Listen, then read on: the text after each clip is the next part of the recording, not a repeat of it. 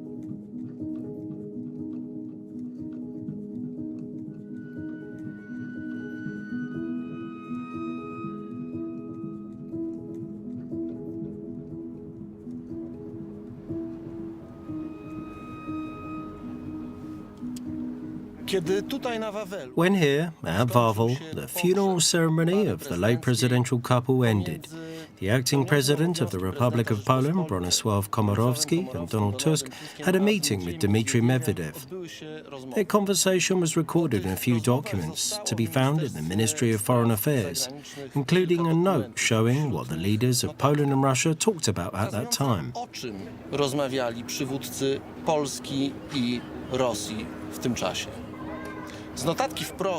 It transpires directly from that note that exactly at that moment a new phase of rapprochement between Poland and the Russian Federation started. A rapprochement which had not been possible as long as Lech Kaczynski had been the president. This new, deeper phase of the reset was agreed almost literally on the coffin of the late president Lech Kaczynski.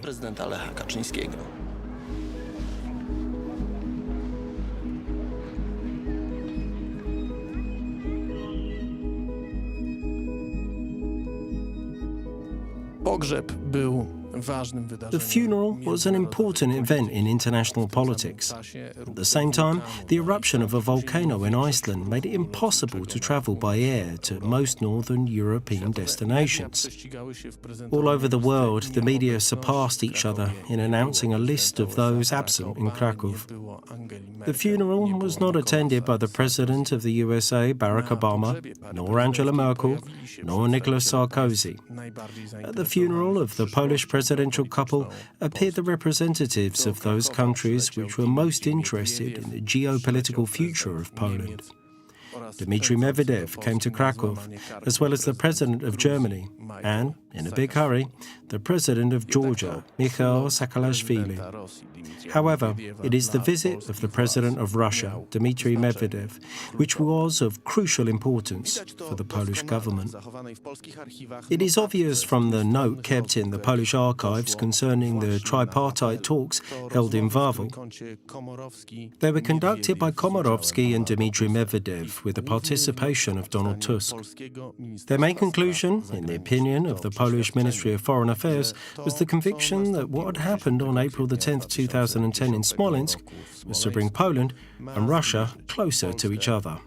The meeting confirmed that both parties expected that the recent tragic event related to Katyn and Smolensk would result in a definite improvement of the Polish-Russian relations. This would be most certainly aided by the personal involvement of President Dmitry Medvedev in the process of revealing the remains of the Katyn files. Charakterystyczną cechą polityki sowieckiej i polityki rosyjskiej jest staranność. The Soviet politics and the Russian politics are characterized by their meticulousness to exploit every situation in political terms. It is putting it in the entire context. I would say that very active Russian politics, or rather activated at that time, I mean both the political moves of the President, the Prime Minister of the Russian Federation, the open and secret political strategies of the Russian diplomacy, and of course the activity of special services. Jawnej i zakulisowej rosyjskiej dyplomacji i oczywiście również o działaniach służb specjalnych. Przy czym mówiąc o tej aktywności. And speaking of such activity from the day of the Smolensk tragedy, I'm thinking about the activity on a global scale, the activity of the Russians in the whole world, but mainly addressed to the free world, the Western world. W skali całego świata, ale przede wszystkim ukierunkowanej na świat wolny, na świat zachodni. The goal of the Russians at that time was to demonstrate to the entire Western world, first, that the Russians had nothing to do with the reasons and had no connection with the cause of the crash of the Tu-154M aircraft in Smolensk. Żadnego związku z przyczyną katastrofy samolotu Tu-154M w Smoleńsku. Second, that it was not any sabotage on their part. Jakikolwiek sabotaż z ich strony. And third, very important, they wanted to use the position of the Polish politicians to show that the Poles themselves certified that the Russians had nothing to do with the plane crash. Politycznych, żeby pokazać, że sami Polacy świadczą o tym, że Rosjanie z tą katastrofą nie mają nic wspólnego. Czyli po raz kolejny mechanizm. So yet again, the mechanism where the Polish position is necessary for the Russians to be able to tell their lies and to be able to convince the world of their false vision of the facts, they must have Poles who are willing to confirm it. That's right. Wszystkie polskie wypowiedzi, począwszy od 10 kwietnia 2010 roku. All Polish statements, beginning from the 10th of April 2010, and I'm thinking here about those declarations, statements, interviews and representations given by the representatives of the Polish government in a broad sense, in which they say that it was the pilot's blame, that the crash was caused by bad weather and that the aircraft could not land in that place, that it should not have left Warsaw at all, and a whole series of various other statements which follow a single thought. Let's thank the Russians that they reacted so splendidly during those tragic moments of the plane crash in Smolensk. Cały zestaw różnych innych wypowiedzi, które podążają za jedną myślą. Podziękujmy Rosjanom za to, że tak wspaniale zachowali się w tych tragicznych momentach wypadku lotniczego w Smoleńsku. All those statements were busy analysed and collected by the Russians. And in this unusual hyperactivity on a global scale, they were used mainly by Russian services and diplomats to convince the Western partners that Russia came clean out of that catastrophe, as confirmed by the Poles themselves, their officials and politicians, entirely moving away from them. I think here about the Polish government, the thought that something else might have happened. judging a priori that it was the Poles who were to blame for that tragedy, and not the Russians. Czynniki rządowe, polityczne. Absolutnie odsuwając od siebie, myślę tutaj właśnie o polskim rządzie, myśl, że mogło być inaczej. A priori przesądzając, że wina leży po stronie polskiej za tą tragedię, a nie po stronie rosyjskiej. I ten moment And the Russians took advantage of that moment perfectly, we may say, in cold blood. I read a number of coded messages, reports, various notes, including intelligence reports, concerning that hyperactivity of the Russians all over the world, in the United States, in Western Europe, with respect to the diplomats accredited in Moscow, with respect to the Baltic states. It all shows that the Russians took great efforts to demonstrate that Russia had nothing to do with the catastrophe in Smolensk. And, in all those cases, they used the opinion of the Polish government and part of the Polish media saying exactly what the Russians wanted to hear. Że Rosja nie ma nic wspólnego z katastrofą w Smoleńsku i we wszystkich tych przypadkach wykorzystywana była opinia polskich władz i części mediów mówiąca dokładnie to, co Rosjanie chcieli usłyszeć. It's very important to understand all that started to happen in the Polish-Russian reset from April the 10th, 2010. Only within this context will we understand the backstage, the diplomatic talks which took place in Kraków, in Warsaw, between the Polish Prime Minister, Bronisław Komorowski, acting as the President, and President Medvedev. Pomiędzy polskim premierem, pełniącym obowiązki prezydenta Bronisławem Komorowskim, a prezydentem Miedwiediewem. It looks like the pilots made the mistake, that they decided to land in such weather conditions in which they should not have. The question is whether the flight control tower in Smolensk forbid them to land, or did it recommend it, or perhaps they were more precise. According to the information obtained by me, we may say that it did not recommend the aircraft to land.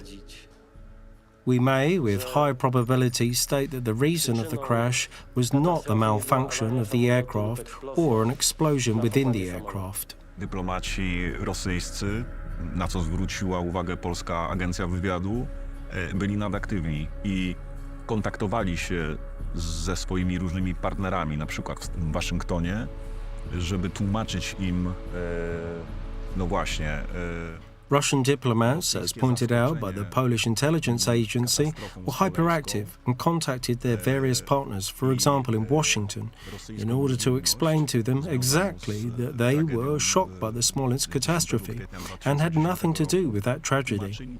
They quoted the words of the prominent Polish representatives, first of all Prime Minister Donald Tusk. I want to say that if such prominent Polish representatives, with Prime Minister in the lead, wanted to know about it, they would have received the notes on that subject. The meeting of Tusk, Komorowski and Dmitry Medvedev is full of shocking content. During the funeral of the Polish president, who died in unexplained and unclear circumstances in Russia, the Polish Prime Minister Donald Tusk and the same Marshal Bronisław Komorowski, acting as the Polish president, suggest for another time during the last 2 years a new opening in the relations with Russia. This time, they focus on the symbolism of preservation of the memorial sites in Poland commemorating the Soviet army, the army which brought Poland the enslavement lasting several dozen years. Zniewolenie trwające kilkadziesiąt lat. Prime Minister Donald Tusk announced that in connection with the Russian celebration of the 65th anniversary of the end of World War II on May the 9th, 2010, the Polish side would take steps to take particular care of Soviet soldiers' cemeteries. Szokujące, bo tak, to zostało przedstawione, to znaczy This is shocking because it was presented this way, namely, this care of the graves of the Russian Soviet soldiers, like they were in a pitiful state, paying tribute to the soldiers of the Red Army in Poland right after April the 10th. It was all presented as a bottom-up social act of gratefulness to the Russians. However, according to the document, which I hold in my hand, it was the operation ordered by the Polish state. Z dokumentu, który trzymam w ręku, wynika, że to była operacja zaordynowana przez państwo polskie. Jak wynika z According to that document, the Polish side suggests during those talks the highlighting and introducing of these, which only 6 months earlier were denied in a principled way by President Lech Kaczynski, during whose funeral those politicians were talking. Lech Kaczynski had spoken openly that the death of the Bolshevik soldiers from typhus in Poland cannot be equalled with the Katyn crime, as Vladimir Putin wanted it. zbrodni katyńskiej, jak chciał tego Władimir Putin. One should be able to confess one's sins and not equate a decision to murder 30,000 people with an epidemic of typhus or other diseases. This is not the road to reconciliation. We wnioskach sporządzonych w tym The dokumencie conclusions in that document, signed by Henryk Litwin from the Ministry of Foreign Affairs, go, we may say, even further, because they suggest to properly commemorate the Red Army soldiers who died in Polish war prisoner camps after the war in 1920. armistów zmarłych w polskich obozach jenieckich po wojnie 20 roku. It is necessary to take steps to properly commemorate the Red Army soldiers who died in Polish prisoner camps after the Polish Bolshevik War in 1920.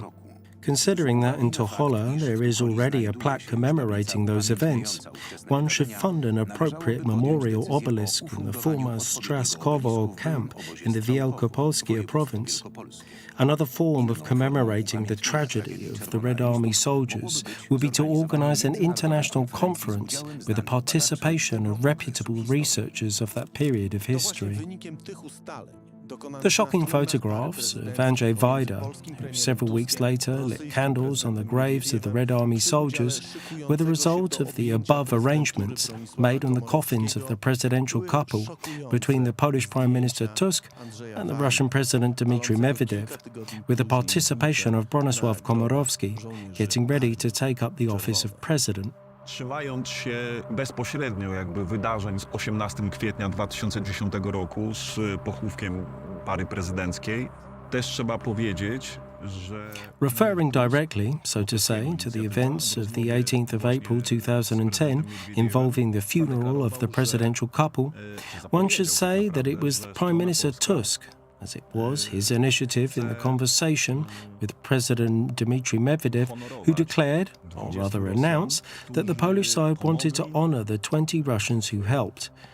I don't know how to phrase it, took part in putting out the fire at the wreck site, and went to help the victims of the air crash in Smolensk. Szli z pomocą ofiarom katastrofy samolotów w Smoleńsku. Premier Donald Tusk poinformował, że strona polska w dowód wdzięczności za ofiarną postawę Rosjan zaangażowanych w pomoc rodzinom ofiar planuje odznaczyć obywateli Federacji Rosyjskiej zaangażowanych w wyżej wymienione działania. W tym kontekście zwrócił się z prośbą o przekazanie przez stronę rosyjską listy takich osób.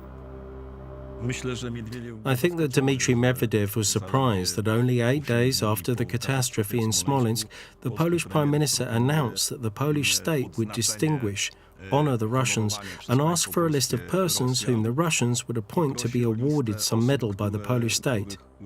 And it really happened. Do jakiegoś odznaczenia przez państwo polskie. I to się dzieje, to nastąpiło.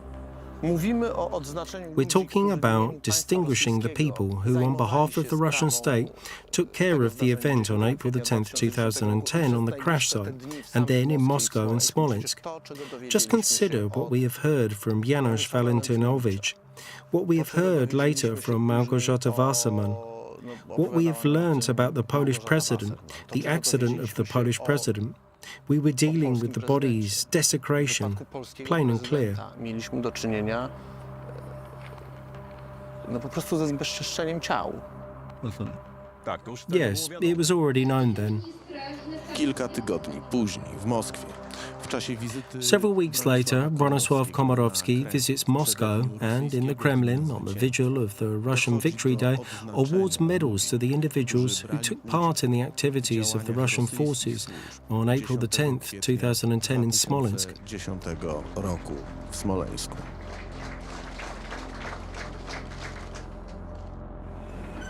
Jednym z najbardziej znanych filmów pokazujących... One of the most popular movies showing the activity of the Russian forces on April the 10th, 2010, directly after the crash, includes, among others, the recording of the wreck of the aircraft being destroyed. Samolotu. Ale z pewnością najbardziej szokującym z That movie is certainly most shocking out of the recordings made on that day. film.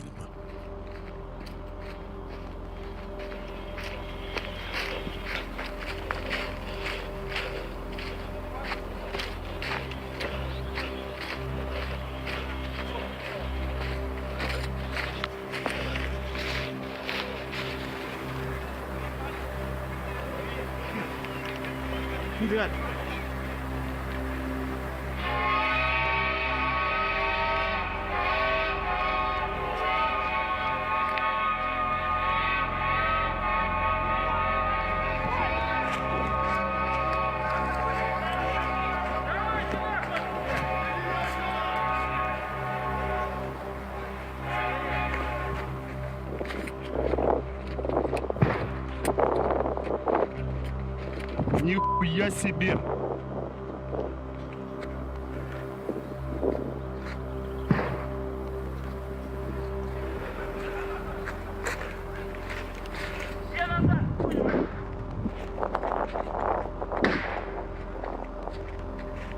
Отец, смотри, что.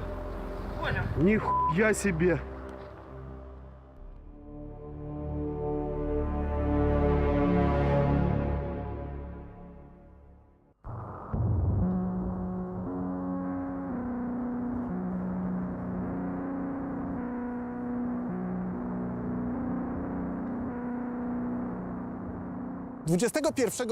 On the 21st of April 2010, the Internal Security Agency, the largest Polish counter-espionage service, sent an opinion to the Military Prosecutor's Office. The Smolensk crash researchers have been aware of the existence of that opinion for years. However, its detailed content has never been published until now. It provides a description of what one can see and hear in the movies. The ABEW document provides an aggregate analysis of a few videos delivered by the Military Prosecutor's Office, including 3 various versions of the movie. Minute 24 is downloaded, one should assume from YouTube, where this movie appears a few hours after the event. In their opinion, the analysts of the Internal Security Agency use repeatedly the word shots, or alternatively the phrase a sound resembling a shot. They state that they are unable to carry out an analysis of those sounds due to disturbances, noise and file format modification. However, many times what they hear, they call exactly that way. Analiza techniczna odgłosów. Technical analysis of gunshot noises. In a few versions of the files published on the web and analysed by the Internal Security Agency, it identified 4 sounds resembling gunshot noises. This is how they were marked in a transcript made by the agency.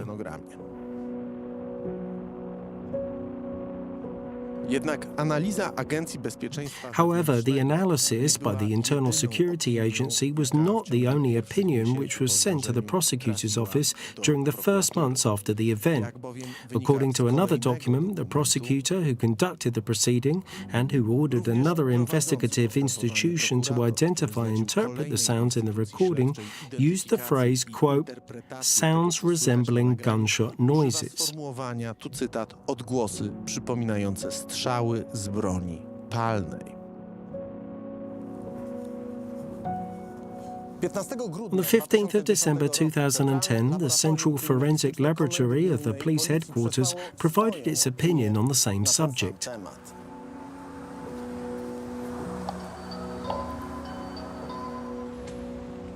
treść tej opinii przygotowana jest w inny sposób. It had been prepared in a different way, but its main conclusions were very similar. This is what the analysts write about the sounds which can be heard in the recording. Na nagraniu. Ponadto w nagraniu utrwalonym... Moreover, in the recording in the video entitled Smolensk Murder, 10th of April 2010, of high quality, we can hear 4 times sounds resembling shots, explosions. The interpretation of the above-mentioned sounds go beyond the competence of the authors of this opinion. The Central Forensic Laboratory of the police headquarters analysed the same surrounding and provided more information concerning the circumstances in which the recording was made. In the opinion, we read that part of the movie was recorded before the rescue operation started. Ratowniczej. Dowodowe nagrania powstały w przestrzeni The otwartej. evidence recording were made in the open, in a dense forest, probably on wetland, in natural daylight conditions during the day, with low clearness of the air and windy weather, before the start and during the rescue operation of the plane crash.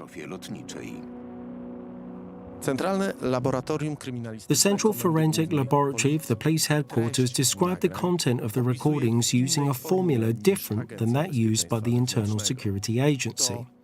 It is a summary and description of the most important words which were identified and translated into Polish, and not a transcript. A nie stenogram. Jednak Komenda Główna Policji However, wskazuje również the police headquarters dokładne also czasy specified the exact times when specific words were said. Po połączeniu i nałożeniu After na film combining and imposing on the movie minute 24 of the information edited by the Internal Security Agency and the Central Forensic Laboratory of the police headquarters, as well as a spectrogram, which shows a graphic presentation of audible sounds in the recording, the result is as follows. prezentuje się następująco.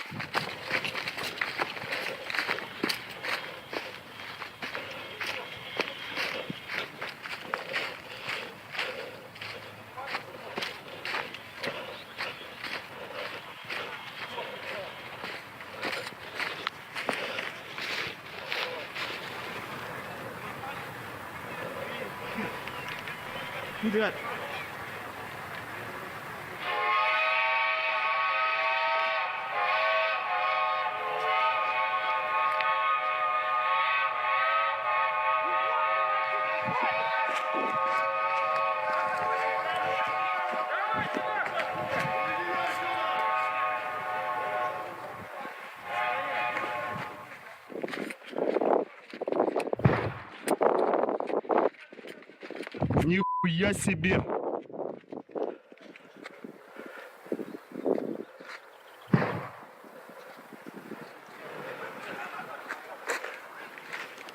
Все назад, понял?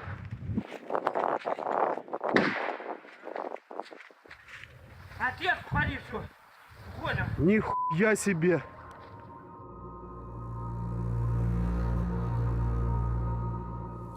To nagranie The recording appeared on the web a few hours after the event of April the 10th, 2010. Immediately, the internet was flooded with millions of comments. Such comments are still posted to this day. At this and that particular second, one can hear shots. Such guffaws were published online, and then they have become part of the political language in Poland. Their fundamental purpose was to ridicule, deride any considerations concerning what could have been seen and heard, among other things, in that recording. It turns out that the Polish investigative institutions, the Internal Security Agency, the police headquarters, the military prosecutor's office, had in their possession the opinions in which analysts clearly wrote that in the recordings one could hear sounds resembling shots. Na tym nagraniu słychać dźwięki przypominające strzały.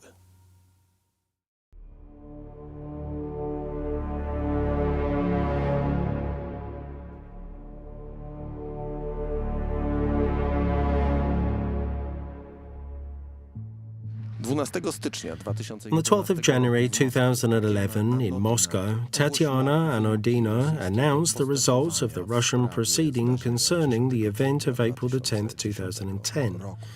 The International Aviation Committee was to conduct that proceeding, although, as it is common knowledge, in reality, everything that concerned April 10th was decided by Vladimir Putin. Zgodnie z ogłoszonym przez Tatianę, According to the report published by Tatiana Anodina, the event was caused by errors made by the Polish pilots and the pressure exerted on them by the commander of the Polish Air Force, who allegedly was in the cockpit. sił powietrznych. The technical committee ascertained that the aircraft was technically fit before its takeoff from Warsaw. No failures of the aircraft, its engine or its systems occurred during the flight. Nie było pożaru, wybuchu, There was no ani fire, zniszczenia samolotu. explosion or the aircraft's destruction in the air before it hit the obstacles in its way. Ze wszystkich wyników On the dochodzenia basis of its komisja analysis of all the results of the investigation, the technical committee established that the direct reasons for the accident were the flight crew's failure to take at the right moment the decision to revert to another airport, despite their receiving numerous messages about the weather conditions prevailing at the northern Smolensk airport, which were much worse than the minimum requirements determined for that airport, descending despite the absence of visible landmarks to a height much lower than the minimum height of 100 meters, which was established by the flight controller for a go-around. zgodnie z wnioskami biegłych i psychologów. According to the conclusions of aviation experts and psychologists, including Polish ones, the presence of the commander of the Polish Air Force in the cockpit until the moment of the aircraft hitting the ground put psychological pressure on the aircraft's commander to take a decision to continue going under the conditions of unjustified risk, with the predominant goal to approach landing at any cost. W czasie, kiedy Tatiana Anodina ogłaszała raport, który obarczał At the time when Tatiana Anodina published the report, which put the entire responsibility for the event deceitfully and groundlessly on the Polish army, Polish pilots, and the Polish state, Prime Minister Donald Tusk, who for many months had been aware that Poland would be burdened with the liability for those activities, was on vacation. działania, przebywał na urlopie. The Prime Minister will not comment on the final version of the MAK report yet, because he's on vacation. The Prime Minister will not answer these objections today. He interrupted his vacation and is on his way back to Poland. Miesięcy później przyjęła A few months later, a committee appointed by the government of Donald Tusk adopted the main theses of the Russian report as its own. This was in line with the direction of thinking about that affair, which was presented in the first weeks after the event by Donald Tusk in his conversation with Edmund Klich, who was accredited at the Russian MAK meeting. The real source of concern in Poland is whether the Russians did it. These are the most dangerous speculations. As a result, the conclusion of the committee reporting to Prime Minister Tusk did not vary very much from the findings of the committee reporting to Vladimir Putin. The report of Tusk committee, dated the 29th of July 2011, was presented to the general public during a press conference at the Prime Minister's office.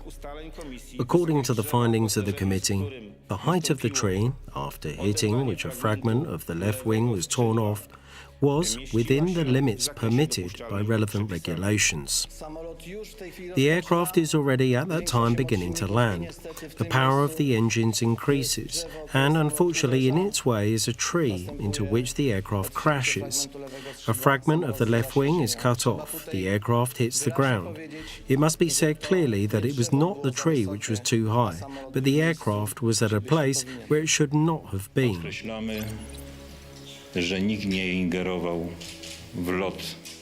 We emphasise that nobody interfered with the flight of the aircraft or by using any explosives, chemicals or nuclear materials.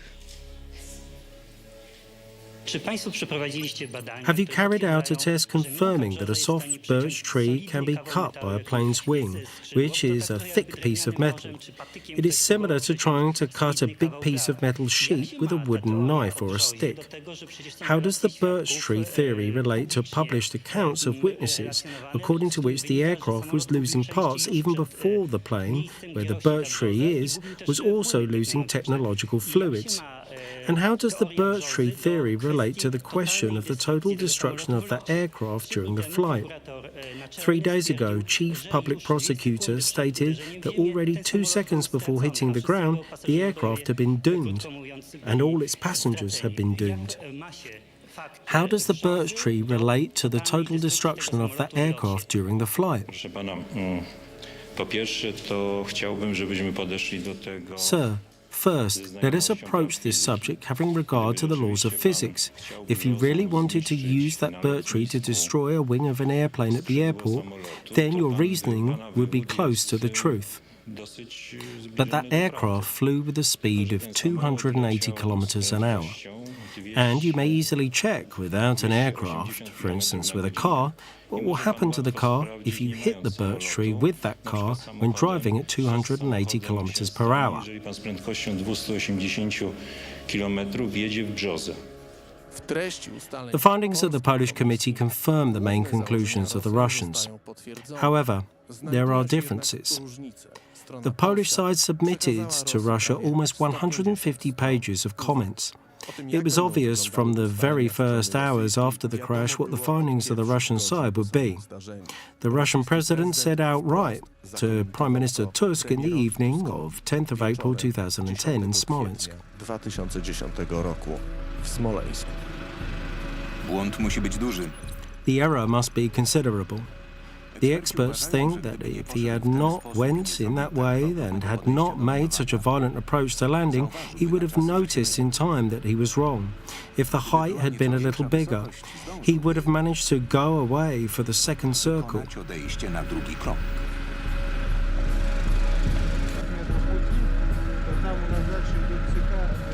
Ponieważ jednak prowadzone przez Rosjan działania. However, since the Russians' activities were not in any way controlled by the Polish side, in the summer of 2010 the Sejm appointed a parliamentary team to examine the Smolensk catastrophe. Został parlamentarny zespół do spraw zbadania katastrofy smoleńskiej. We are taking up work which is probably most important in our lives, which is important for every Pole, for the history of our homeland. The team commenced work inviting international experts to look at the Smolensk case. The team and its members at once met with an attack from the government of Donald Tusk. Natychmiast spotkali się z atakiem ze strony rządzących wówczas polityków rządu Donalda Tuska. This is about creating the impression of darkening the situation and making up insinuations. That team should be called the team for creating myths around Smolensk catastrophe. Considering the competencies of that team, it is more for building a certain political myth than getting at the truth. We will not allow our good relations with all our neighbours and our strong position in the international community, which in my opinion are in Poland's best interests, to be destroyed by irresponsible politicians who have built their political stand on the catastrophe and the death of persons who were close also to us. Także nam bliskich osób budowali sobie pozycję polityczną. The works of the aforementioned parliamentary team triggered a series of tests which later on questioned the basis of the official version of the events provided by the Russians. Those tests were conducted by, among others, Professor Wiesław Binienda of the Rachoń University in Ohio.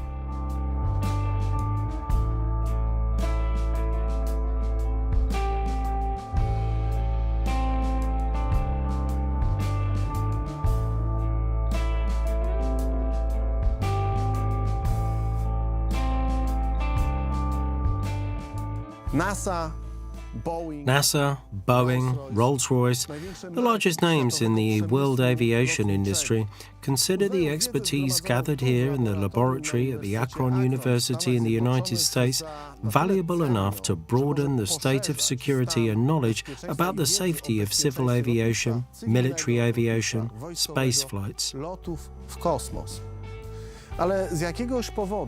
But for some reason, the Polish government and an absolutely overwhelming majority of the Polish scientific community considered the people who work here and their experience completely worthless when it came to examining the event of April the 10th, 2010. Bezwartościowe w rozwikłaniu tej sprawy. Pod moim kierownictwem jest to laboratorium, czyli mam cały zestaw. I'm the head of this lab, which means that I have the entire set of devices and staff to conduct very unique tests which few persons in the world would carry out. When I learned about the catastrophe in Smolensk, I thought that it was the best subject ever for me and my doctoral students to analyze such practical cases. And, one by one, 4 of my students wrote their PhD theses on it and got their PhDs under my tutorship. Currently, they are professors at various universities around the world. They performed the work in this direction to help the Polish side to learn that it had not been an accident, as it turned out in the end, but an assault. Why did you choose exactly this moment, which was described by the Russians as the aircraft's collision with the birch tree? This was the first contact with the aircraft, so doubtless this issue had to be solved first before passing on to the next ones. We approached the subject in accordance with the rules of the art. Namely, we asked our colleagues who could help in the experiments to give us an experimental base not only in one laboratory, but in a few laboratories, in order to avoid any distortions. Dostać bazę eksperymentalną, nie tylko zrobioną w jednym laboratorium, tylko w kilku laboratoriach, żeby uniknąć jakichś przekłamań.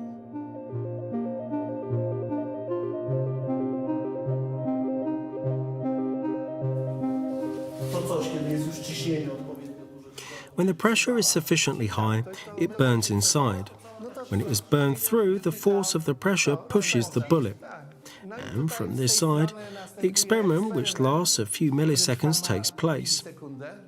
We have a lot of lights here, because when we film it with high-speed cameras, which need a lot of light and record up to 1 million frames per second, all we may place here, and then this sample better stop the bullet, because if it doesn't, we have the situation like in a shooting range.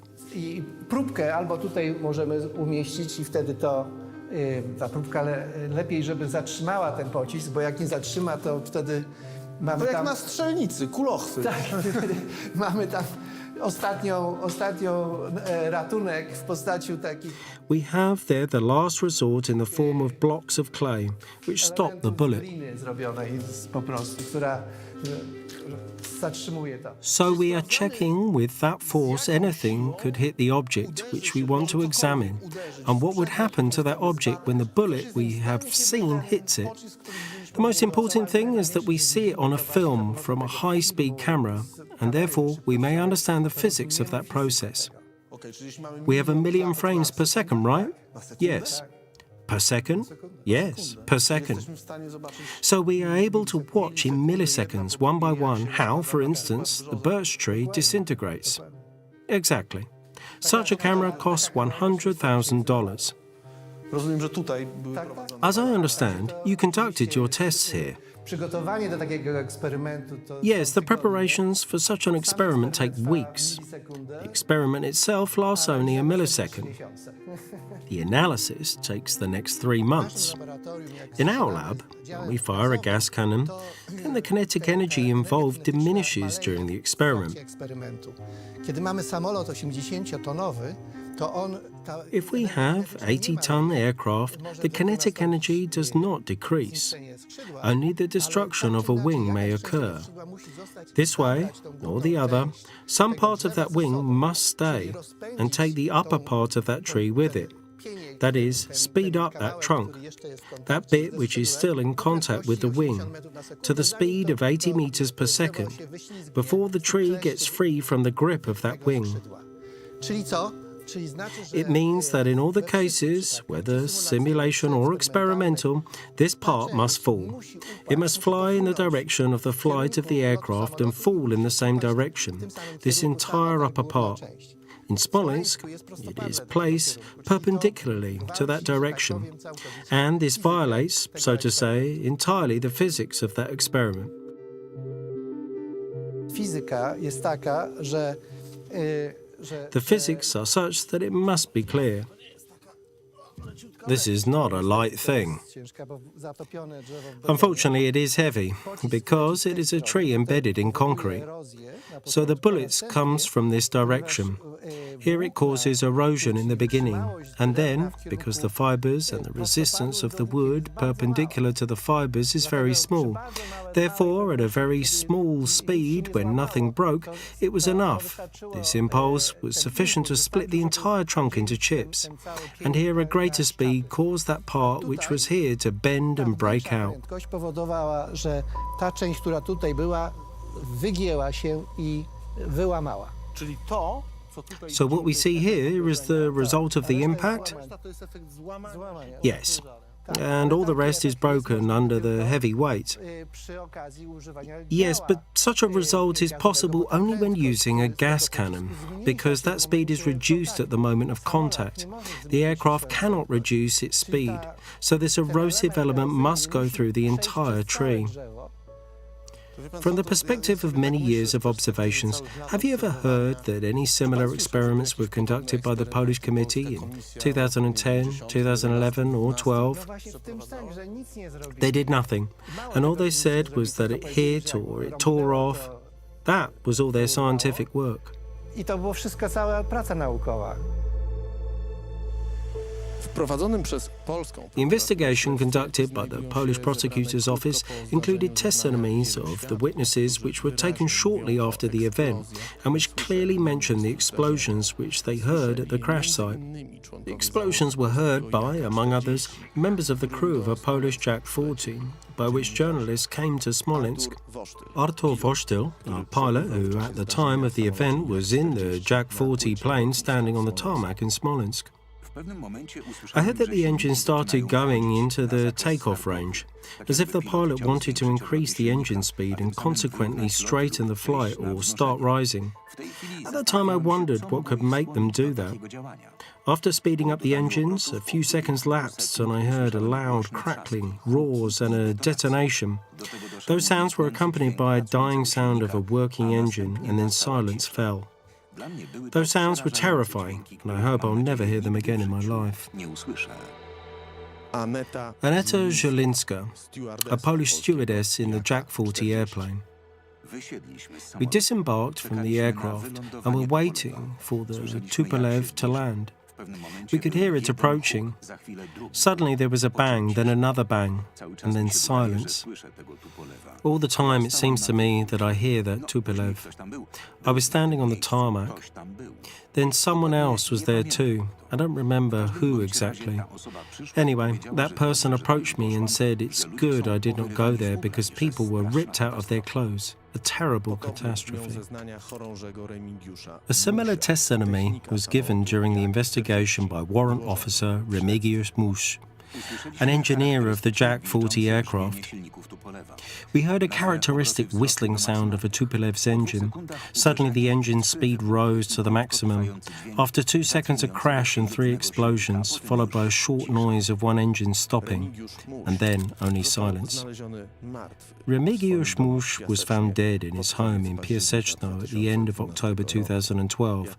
Suicide was specified as the reason of his death.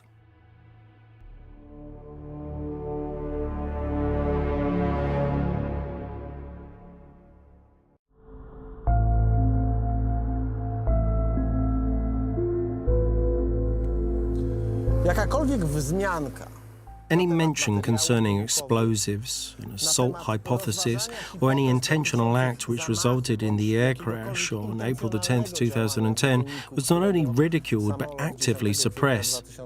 This was what happened to the article written in 2012 by Cezary Gmyz, who was then an investigative journalist of the Rzeczpospolita Daily. który napisał w 2012 roku Cezary Gmyz, wówczas dziennikarz śledczy dziennika Rzeczpospolita.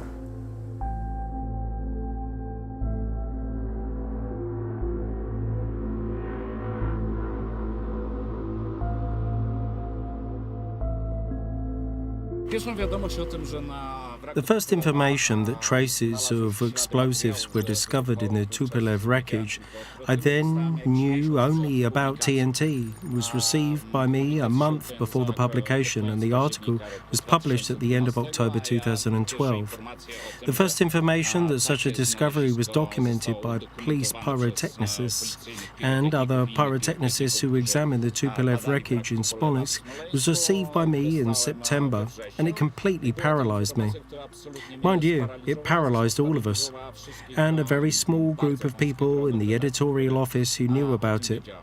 I managed to reach people who were then in Smolensk with a team of prosecutors and who carried out the test. However, of course, none of those individuals wanted their name published, and one even told me to leave.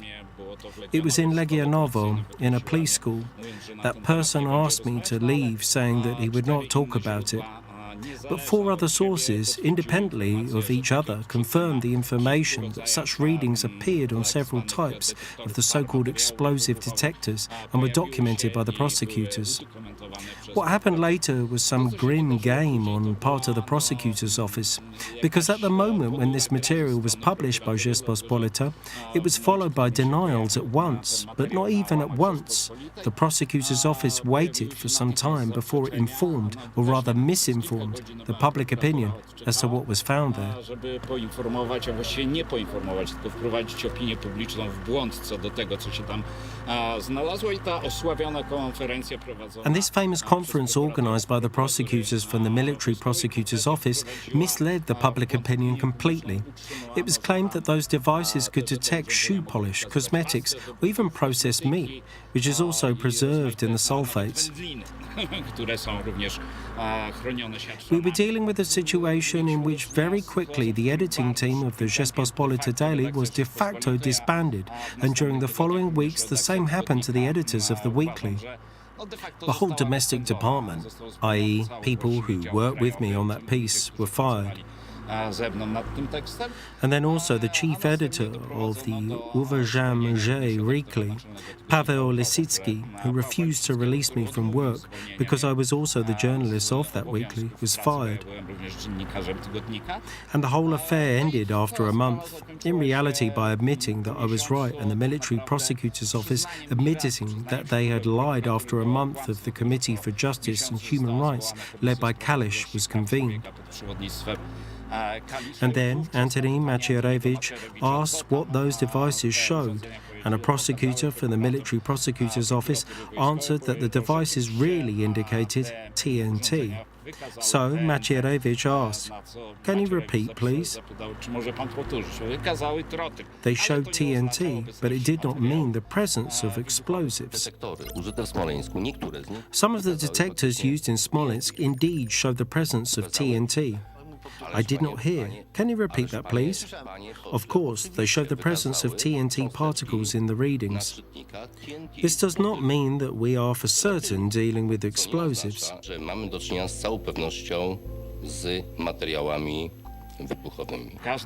I would not change a single letter, a single comma in this article today.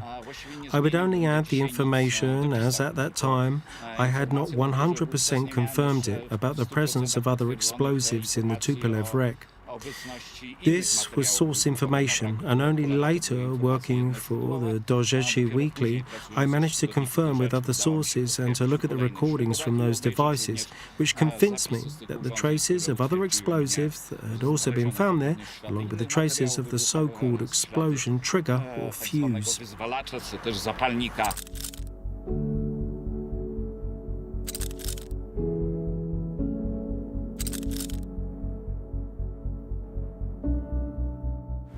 Until that moment, any mention about anything related or the activities of third parties or explosives met with or caused such reaction as a layoff of practically all the editorial staff. How do you see it from the perspective of the 13 years that have passed?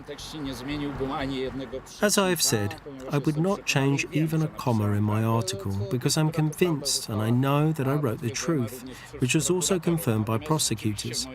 However, indeed, at the time when I was writing it, every person with whom we were dealing claimed that publishing that information would contribute to the breakout of World War III, because nobody could imagine NATO not reacting to the information that maybe that plane had not crashed due to the pilot's fault, according to the version presented by the committee of Anodino or Miller, and that the real reasons of the catastrophe may have meant just an assault. For me, it was something amazing, because all those people believed that Putin was capable of blasting houses in order to trigger the second war in Chechnya, killing people in Chechnya, poisoning his own citizens in Dubrovka, allow his own sailors to die inside Kursk. They believed in all those things, but one thing that they did not believe, that Putin could have killed the Polish president and the other 95 persons flying in that aircraft.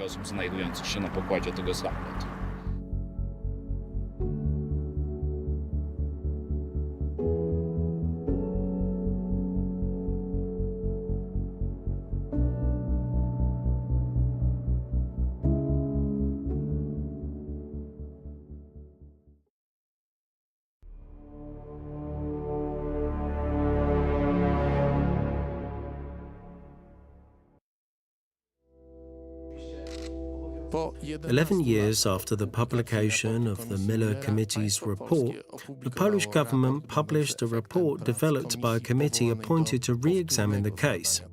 It presents findings contravening those made by the committee supervised years ago by Vladimir Putin and Donald Tusk. nadzorowanych przed laty przez Władimira Putina oraz Donalda Tuska. The tragedy actually occurred at least 100 meters before the spot where the Bodin birch tree was. This is shown by a precise analysis of the course of events conducted by the subcommittee based on the recordings from the devices made in the USA, TOWS and FMS, which cannot be forged. The recordings of the time of the events precisely correlated with the location in space, which is possible thanks to a satellite map provided by allies. It showed the actual location of the birch tree and the place of the first reactions of the aircraft after losing a wing. It turns out that as early as 100 meters before the birch tree, the sensor of the speed of change of the rotation angle of the aircraft reacted strongly, and then the autopilot changed the position of the ailerons and the rudder, making the aircraft slide. Only a second later, the initiative was taken over by the pilots. This allowed them to keep the course of the aircraft unchanged for around 2 seconds. It all happened before reaching the birch tree, when the aircraft for several seconds had been steering away for the second descent, which had resulted in the destruction of the left wing. If it had not been for the armoured Bodin birch tree, the aircraft at that moment was going over land overgrown with grass, low bushes and sparse trees with a diameter of not over 15 to 20 centimetres. There was no land obstacle which could have destroyed the wing either. At the radio height of 65.5 metres, after an alarm bell informing about the achieving the height went off, the pilot started steering away, the procedure in an automated mode, correcting the elevator with slight moves of the yoke in order to increase the tilt of the aircraft. Increasing the tilt resulted in twice slower speed of the falling down, probably until the go-around after breaking the autopilot of the longitudinal axis and putting the throttle in the go-around position. The pilot lifted a flap to 28 degrees for a go-around. After around 3 seconds, the autopilot of the direction changed the position of the rudder, putting the aircraft into the right slide. This was the reaction to the explosion and a loss of the lift on the left side and an attempt to stop the aircraft's rolling to the left.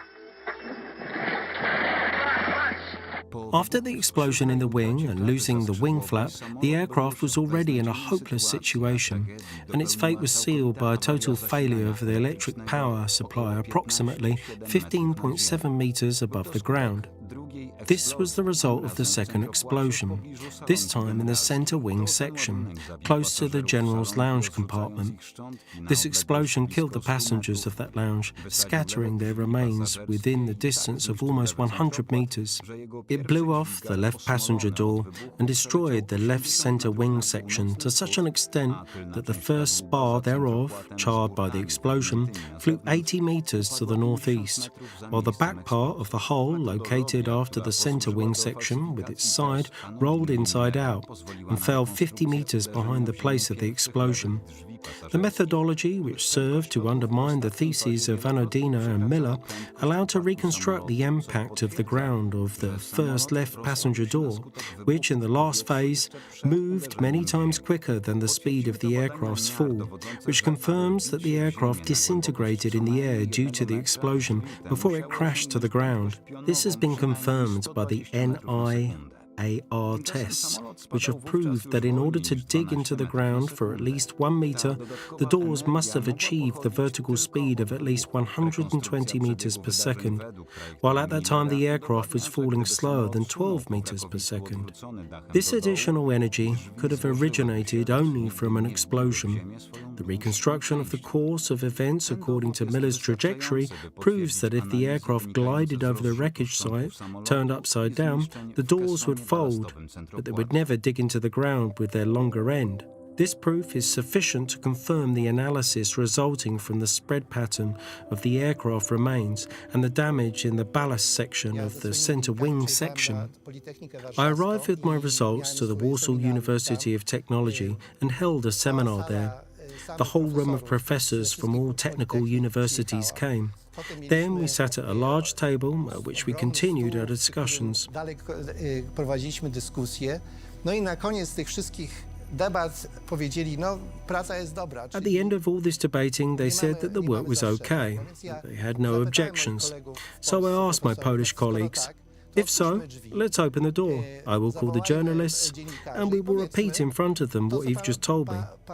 And they answered, Professor, you don't live here. You don't understand it. If we said so, my daughter would not get any work. We are speaking about 2012, 2013. My son would lose his job. I just couldn't believe it.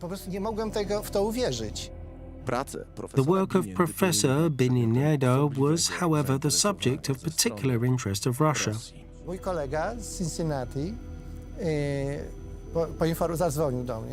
My friend from Cincinnati called me and said that he had just been requested by a group, which was to fly to him from Russia, that they would like him to arrange a visit to my laboratory. Because Cincinnati is 4 hours' ride from Akron, I used this argument and told him not to bring them here to my university, but to my colleague at the Dayton University, which was only half an hour away. It sounded very sensible to him, and he did so. No i dla niego to była bardzo rozsądna propozycja i też tak zrobił.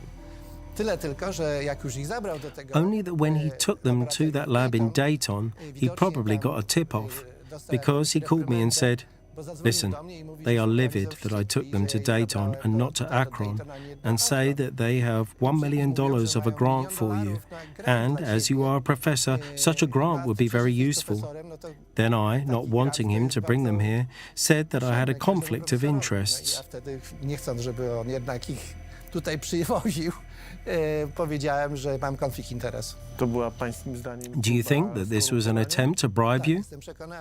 Yes, I'm convinced of that. Because even if it was an official grant, then for sure they would take the opportunity to say, look, for $1 million, Professor Beninieda is working for XYZ for us. This would be enough for the people working with me to lose their confidence in me. So this would be a kind of corruption. Absolutely. After the 10th of April 2010, Russia has been consistently refusing to deliver the wreck of the aircraft. How do you understand, from the perspective of a scientist, the fact that Russia has not and is not willing to do so? From their point of view, it's obvious that they cannot allow us to have access to the wreck. So they do not want to allow what? At that time, they did not want to allow that the information about the assault be accepted. They prolonged it as far as they could with their agents in Poland, their agents all over the world, in order to quash it, make such persons like me lose their authority. Czy ja dobrze rozumiem, że Do I understand it well that for a scientist like you, each part of that wreck, we have here various materials, various objects, may be the subject of tests which may tell us what happened? poddany badaniom, z których można odczytać, Oczywiście. co się wydarzyło? Tak jak za pomocą... Like with the use of chemical indicators over there in Smolensk, the traces of explosives were discovered. In the same way, the shape of the crystals and torn surfaces give us a certain picture, how quickly it is torn by some force.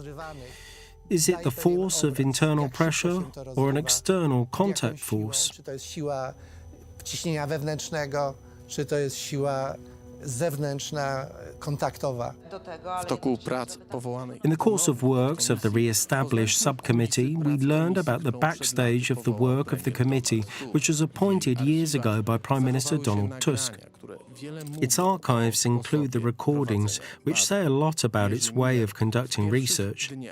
In the first days of its work, Jerzy Miller stated, among other things, that either we take care to provide a uniform message which does not encourage the construction of myths and suspicions, or we will make a rod for our own back. z kolei Maciej In Lasek turn, this is how Maciej Lasek treated an expert's opinion, identifying the places of the explosions at the wreck site. Mamy znowu z ekspertyzy. Here we have an expert's opinion by small GIS with marked probable zones of explosions with diameters of 14 and 9 meters. That is here and here. It's not well written, explosions. It is very badly written. It is very badly written, let's edit that. Maybe fire zones. Can we be creative and edit it at once? We will add here. Yes? Zones? So here we will insert fire zones. Strefy. No dobra, strefy pożaru, dobrze, dobrze, dobrze. So what? Without diameters? Without probable. Czy pańskim zdaniem ci ludzie Do wiedzieli? you think that those people knew what really happened? Absolutely. Those 150-something questions, which the group of their scientists prepared and stated that the entire Russian report should have been rewritten, confirms that they knew, confirms that they did not meet me. Byłem w Polsce i pan I was in Poland, and Mr. Pospieszalski on the air called one by one the members of that committee and asked if they could meet with me. I said that I would be glad to, because then I was still naive enough to think that maybe they didn't know. Maybe they'd made a mistake. Maybe, if they saw those results, they would understand that they'd made a mistake. But they did not want to and have not been willing to meet us till now. It is sad that we have so many people who would rather accommodate the requirements of the Russians than work for the good of Poland. It is very sad. Pracowali dla dobra Polski. To jest bardzo smutne. ludzie, którzy z Rosją walczyli, People who have fought with Russia for many years have a clear opinion about this affair. patrzą jasno. 10 kwietnia została zlikwidowana On the 10th of April, the entire political elite was eliminated. We must acknowledge that it is highly probable that the FSB attempted to blow up the aircraft with the president on board. próbowało wysadzić samolot z prezydentem na pokładzie. Komu to służyło i Who benefited from it and who needed it? Russia needed it, so that Poland would change its approach to the Russian politics, because Russia thought that it should dominate over the entire post-Soviet region. I'm convinced that it was not an accident, but a Russian crime. A rosyjskie przestępstwo. It was the operation of the Federal Security Service who first persecuted and then killed the president of Poland. A potem zabiła prezydenta Polski. Prezydenta Polski. Kontrwywiad ukraiński jednoznacznie. The Ukrainian counterintelligence states it explicitly and stated it even then that it was assault by the Russians. This diagnosis is correct. Diagnoza. Ja ze swojej strony mogę I can only say that it was a planned and unfortunately successful assassination made by Russia. przez Rosję. Wdale wbywstwo dla rosyjskiej strony.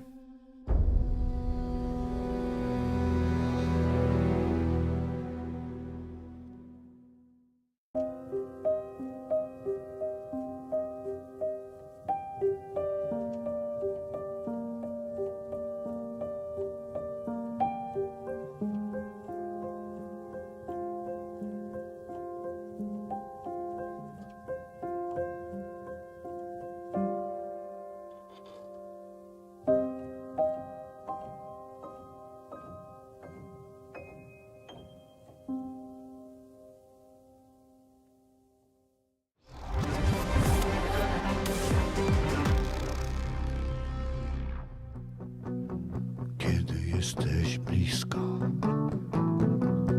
wszystkich naszych myśli. Staje się realne. Nie ma wątpliwości. There is no doubt that the Smolensk crime was the first blow from Russia to a member state of the European Union, in a member of the NATO. The blow that was not only to eliminate the independence fraction, but by murdering the entire independence elite, also to shock and intimidate the other leaders of the Central European countries. This was the purpose of it. Mr. Putin was fully aware that Poland was the most important state, which may create a blockade between the Russian alliance and the German alliance. This was the genesis of the Smolensk crime. Może stworzyć blokadę między sojuszem rosyjskim i sojuszem niemieckim. Taka była geneza zbrodni smoleńskiej.